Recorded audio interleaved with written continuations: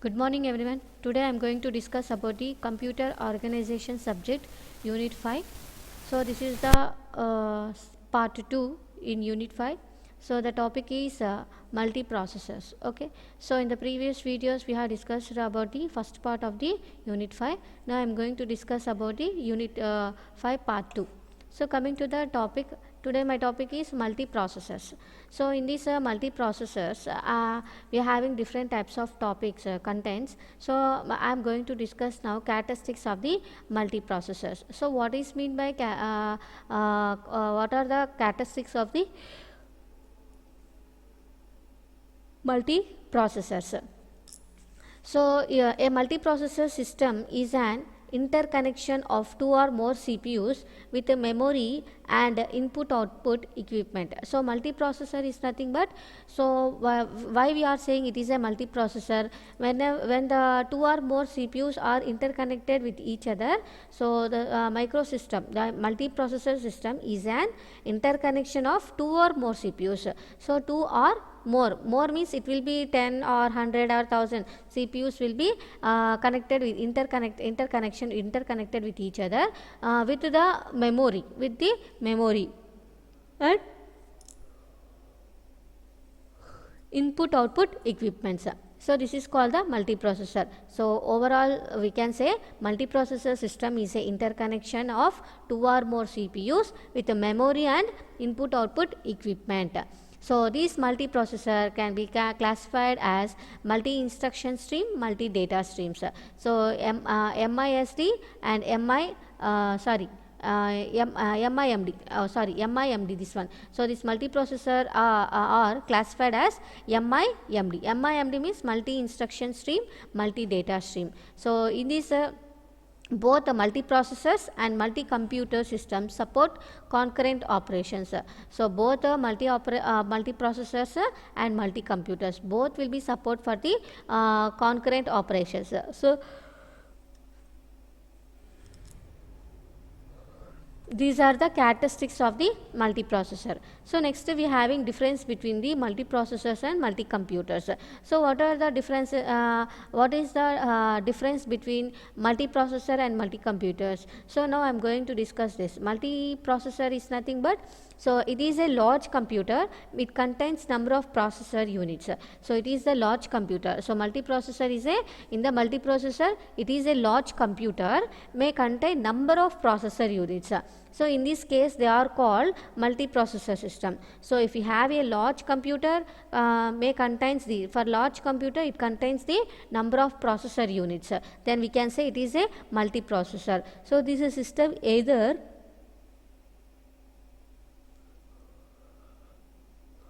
executes a number of different application tasks in parallel, or they execute a subtask of a single large task in parallel. So what is the use of this multiprocessor? So it will be either execute number of different application tasks. It will be execute the different application tasks in parallel, or sub applications subtask of a single large task in parallel. So this is the working of the multiprocessor. It will be perform this like. So what is mean by multi-computer? So it is possible to use an interconnected group of complete computers to achieve high computational power. So in the for the to get the high computational power, so we are having possible to use an interconnected group of complete computers to achieve the high computational power. So when the task they are executing need to be communicate data. So when the task they are executing need to communicate the data, they do by exchanging the message over the communication network. So this computer system is known as message passing multi-computers. So what is the difference between multiprocessor and multi-computer? Multiprocessor is a large computer. It contains may contains number of processor units. It is called the multiprocessor. It performs or executes a number of different application tasks in parallel, or executes subtask of a single large task in parallel. So this is called the processor. So multi-computer is nothing but it is possible to use an interconnected group of complete computers to achieve high computational power. So it will be execute need to come whenever to execute the task, it will be communicate with the data and by exchanging the message over the communication network. This is system is stored as message passing multi-computers. Okay, this is the system derives its high performance from the fact that computations can proceed in parallel in one or two ways. So two ways, one is multiple independent job can be made to multiple independent job. Multiple independent jobs can be made to operate in parallel. A single job can be partitioned into multiple parallel tasks. So these are the two ways which is executed in parallel. Okay. So next one is a multiprocessors are classified into two systems. So one is tightly coupled multiprocessors and loosely coupled multiprocessor. So what is mean by tightly coupled multiprocessor and loosely coupled multiprocessor? So having the a multiprocessor is coming to the tightly coupled multiprocessor. So this is the block diagram. First one is the block diagram of the tightly coupled multiprocessor. So it is multiprocessor system with common shared memory. So multiprocessor system with common shared memory. Common shared memory is classified as shared memory or tightly coupled multiprocessors. This does not preclude each processor from having its own local memory. Okay, so here I am having the processor. So upper we are having the processors. These are the processors. Okay, so this interconnection network, middle I have in this block diagram, in the middle I having the interconnection network. So that upper I having the processors, and at the right side I having the input output. These are the input output. Upper side I having the processors, in the middle I having the interconnection network, at the down I having the main memory. So in this processors in this multiprocessor system with common shared memory is classified as shared memory or tightly coupled multiprocessor. Each processor having its own local memory, each processor. So this is the processor, it having the its own memory, its own local memory. And most commercial tightly coupled multiprocessors provide a cache memory. Okay, cache memory with each CPU. So therefore the information can be shared among the CPUs by placing it common global memory. So this system can tolerate a higher degree of interaction between tasks. Okay, that is called the tightly coupled multiprocessor. Next, coming to loosely coupled multiprocessor. So this is the diagram. The downside having the loosely coupled system. So this is the second one, loosely coupled multiprocessor. So each processor, in this each processor containing each processor element is loosely coupled system has its own private local memory. So these processors are tightly coupled together tied. These processors are tied together by switching scheme designed to route information from one processor to another through a message passing scheme. The processors relay program and data to other processors in packets. A packet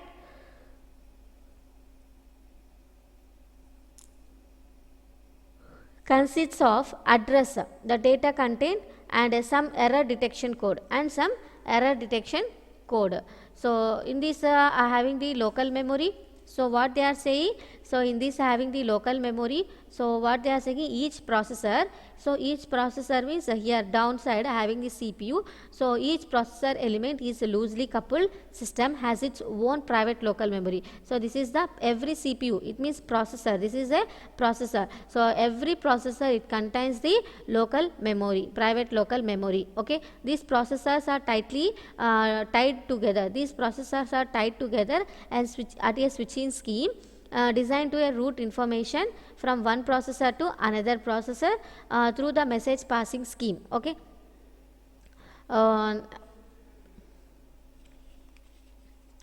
So in this downside having the communication network.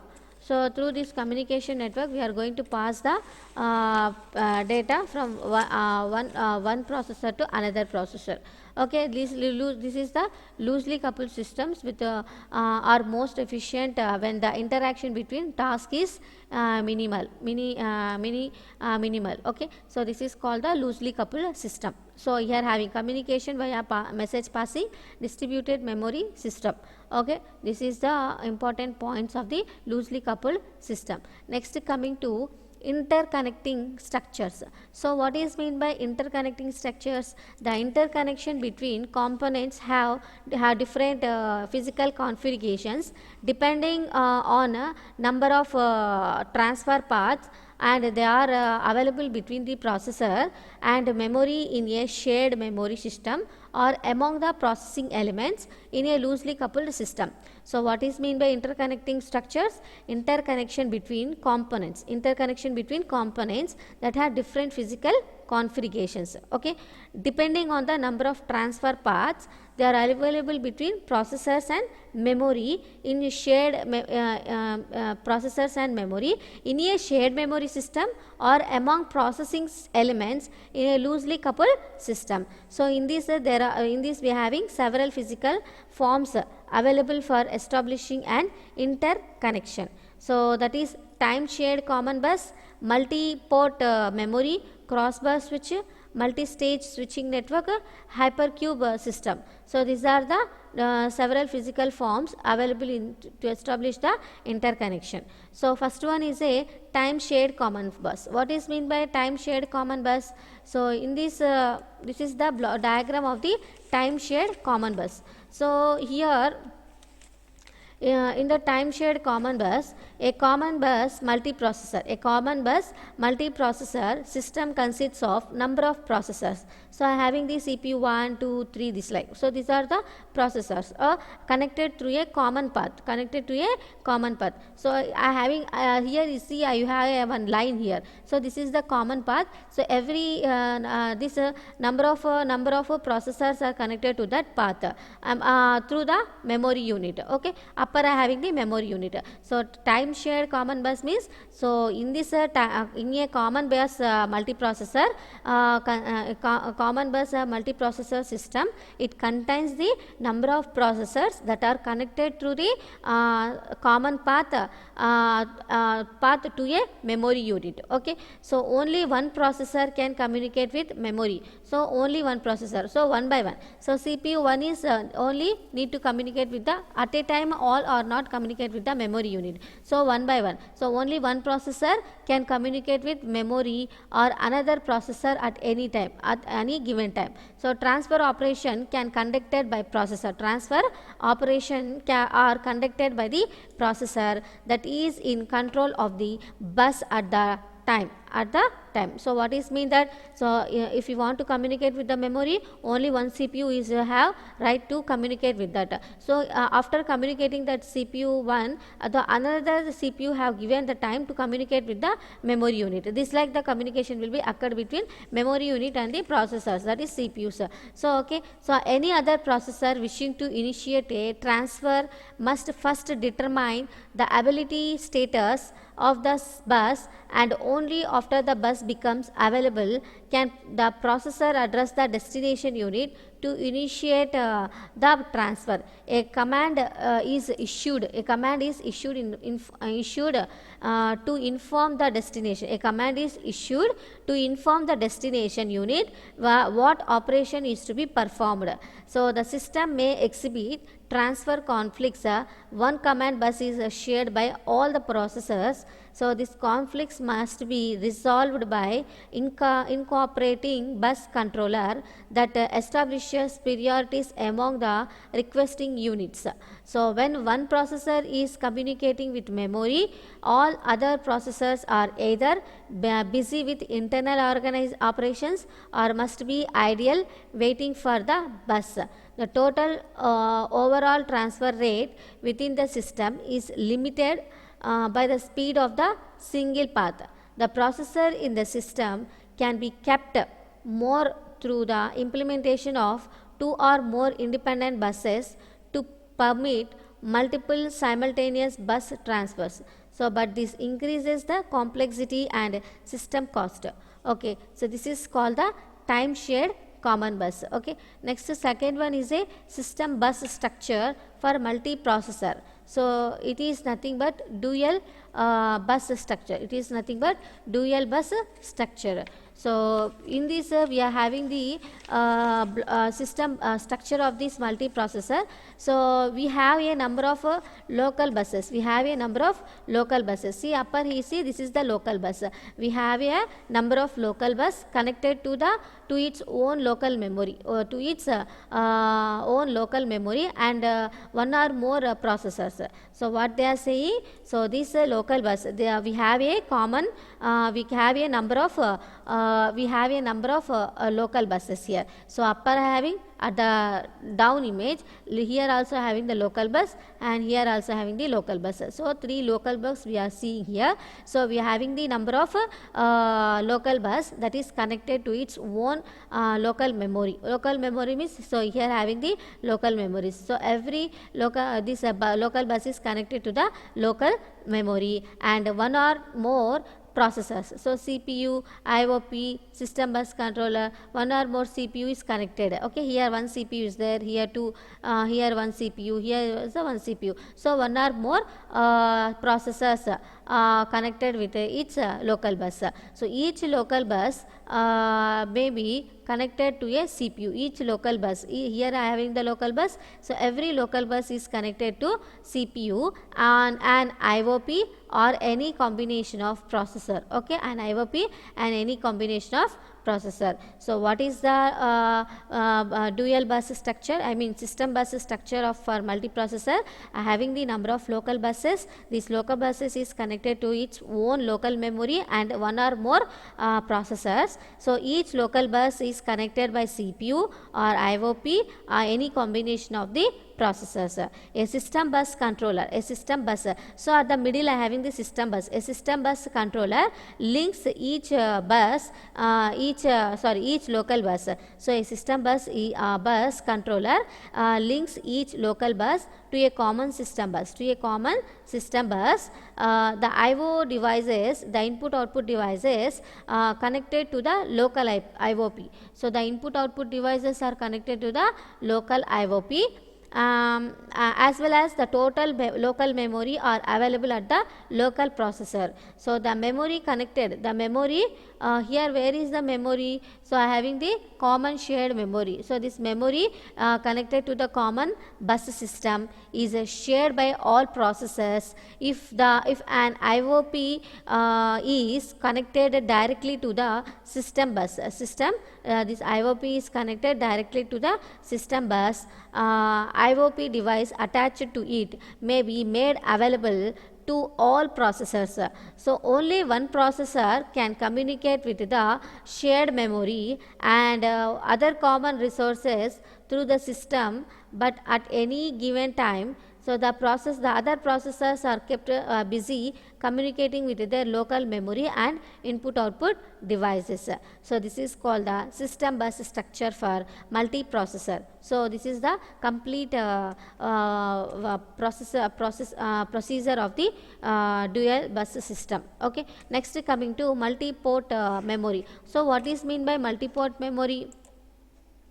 So this is the multi-port memory. So each processor, so these are the CPU 1, 2, 3, 4, these are the processors. So each processor bus is connected each module. So this is the memory modules, MM1, MM2, MM3, MM4, these are the memory modules. Each processor is connected each multi-module. A processor bus consists of address. A processor bus consists of a address, data and control lines required to communicate with memory. So what we are having? So a processor bus bus address, data and control lines are required for the required to communicate with the module, with the memory module. Okay, so the memory module is said to have 4 ports, and each port accommodate one of the bus. So the module must have internal control logic to determine which port will have access to memory at a given time. So the memory access conflicts. Memory means memory module. So this memory module access conflicts are resolved by assigning fixed priorities to each port. The priority for memory access association with each processor may be established by the physical port position that its bus occupies in each module. So the CPU 1 will have priority over CPU 2, the CPU 2 will have priority over CPU 3, and CPU 4 will have the loser priority. So advantages of this multi-port memory is the high transfer rate can be achieved because of the multi-path between the processor and memory. So the disadvantages is it requires expansive memory control logic and a large number of cable and connectors. So this interconnection structure is usually appropriate for systems with a small number of processors. Okay, so small number of processors. So this is called the multi-port memory. Next, coming to crossbar switch. So what is mean by crossbar switch?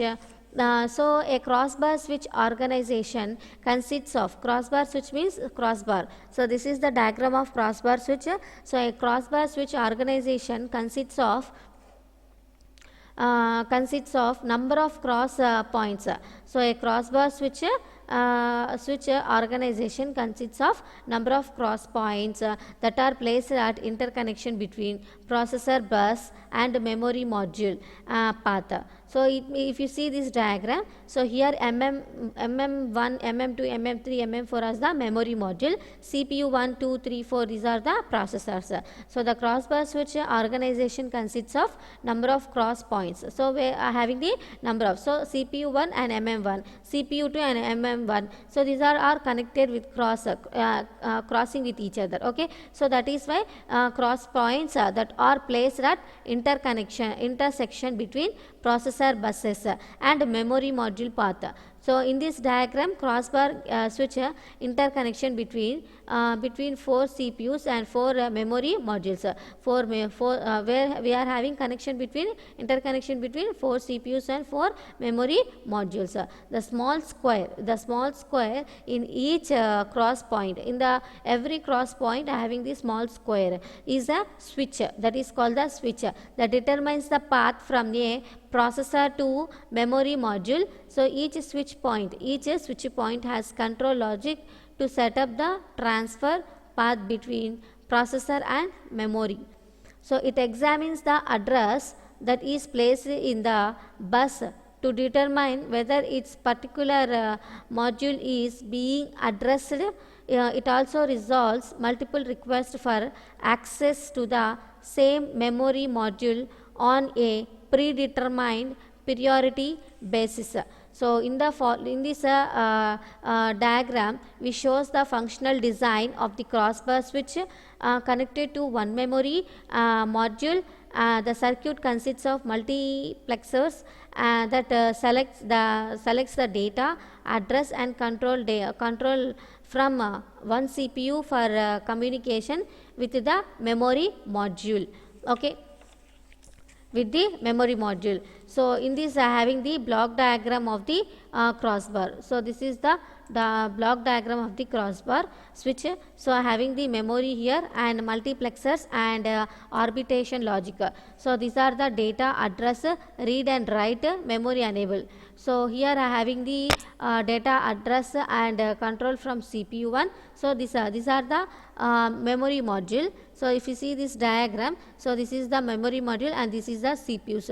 So I having for every CPU1 I having the data address and control from CPU1. This like every CPU1, CPU2, CPU3, CPU from I will get the data address and control control. Okay, so these are so the priority levels are established by the administration logic to select one CPU when two or more CPUs attempt to access the same memory. Advantage: a crossbar switch organization supports simultaneous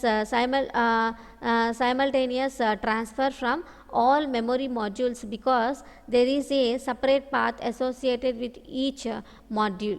So this is the advantages of the crossbar. Okay, next coming to multi-stage switch network, multi-stage switch networks. So in this having the operations of a 2 into 2 interchange switch. So in this the basic component of the multi-stage network is a 2 input 2 output interchange switch. In this diagram 2 into 2 switch has two inputs labeled A and capital A and capital B and two outputs labeled, that is 0 and 1. So these are control signals associated with the switch that establishes the interaction between the input and output terminals. The switch behaves in a similar fashion. So the switch also has the capability to arbitrate between conflicting requests. So if input A, capital A and capital B both request the same output terminal, only one of them will be connected, the other will be blocked. Okay, so this is the operations of the 2 into 2 interexchange switch. Okay, so next coming to binary with a binary tree with a 2 into 2 switch, binary tree with a 2 into 2 switch. So the two processors P1 and P2. So see here in this diagram, so having the P1 and P2 here. So these two processors are connected through the switch. So these rectangular boxes are called the switches. So these two processors are connected to the through the switches and to 8 memory modules. So these are the memory modules, 8 to 8 memory modules marked in memory from 000 to 111. So these are the 1, 2, 3, 4, 5, 6, 7, 8. 8 memory modules marked in binary from 000 to 111. The path from the source to destination is determined from the binary bits of the destination number. So that there is a 3 bits in the destination number includes a first bit of the destination number determines the switch output in the first level. The second bit specifies the output of the switch in the second level, and the third bit specifies the output of the switch in third level. So these are the three 3 bits in destination number includes. Okay. So this is called the binary tree with the 2 into 2 switch. So example of this binary tree is to connect P1 to memory 101. It is necessary to perform the path P1 to output 1 in the first level switch, output 0 in the second level switch and output 1 in the third level switch. It is clear that either P1 or P2 can be connected to any one of the 8 memories. So certain request patterns cannot be satisfied simultaneously. For example, if P1 is the connected to one of the destination 000 through 011, P2 can be connected to only one of the destination 000 through 111. So this is called the binary tree with 2 into 2 switch. Next coming to omega network. So what is mean by omega network? This is the 18 to 8 omega switch network. So here omega network have been proposed for multi-stage switching network to control processors, memory, communication in a tightly coupled multiprocessor system, or control the communication between the processing elements in a loosely coupled system. So there are exactly one path from each source at to any particular destination. Some request patterns, however, cannot be connected simultaneously. Okay, and in this example of any two source cannot be connected simultaneously to destination 00002 and 001. A particular network is initiated in the switching memory by the source, which sends a 3-bit pattern representing the destination number. As binary number move through the network, each level examine a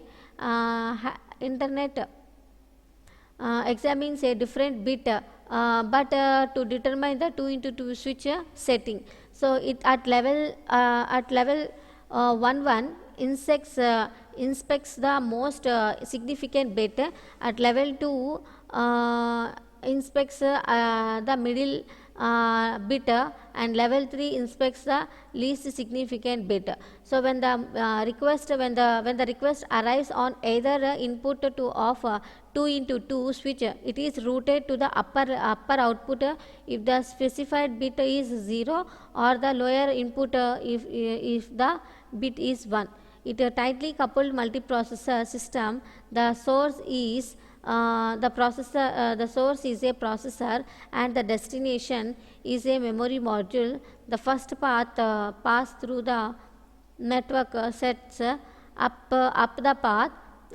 Succeeding passes are used to transfer the address into the memory and then transfer the data in either directions, depending on whether the request is read or write.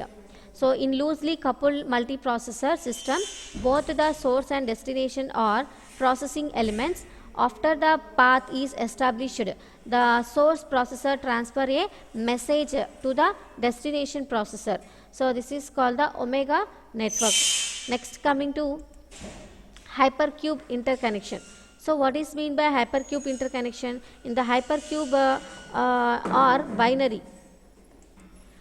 So in hypercube or binary n-cube, multiprocessor structure is loosely coupled system composed of n is equal to 2 power n processor or nodes interconnected in an n-dimensional binary cube.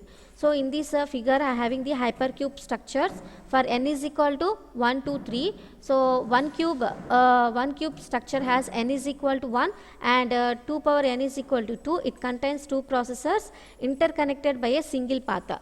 So the 2 cube structure has n is equal to 2 and 2 power n is equal to 4. It contains 4 nodes processors interconnected as a square. And next 3 cube structure has 8 nodes interconnected as a cube. Okay, in this each processor has direct communication path to n other neighbor processors. These paths corresponds to the edge of the cube. So there are 2 power n distinct n bit addresses that can be assigned to the processors. Each processor addresses differs from that of each of its n neighbors by exactly 1 bit position. For example, the 3 neighbors of the node with the address 100 in the 3 cube structure are 000, 110 and 101. Each of these binary number differs from address 100 by 1 bit value. So routing messages through an n cube structures may take from 1 to n links from the source node to the destination node. So in this routing procedure can be developed by computing of XOR the source node address with the destination node address. The resulting binary value will have 1 bit corresponding to the axis on which two nodes differ. The message is sent along any one of the axis. Okay.